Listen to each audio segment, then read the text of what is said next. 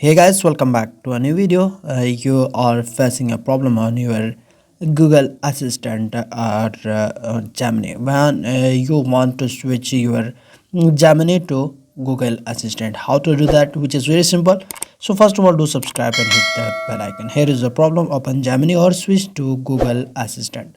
You need to come to your menu and select Google Tools and just go to your Google, Google, not Chrome. Open Google, then you need to click top right corner of your profile, go a little down settings, then go down and choose Gemini.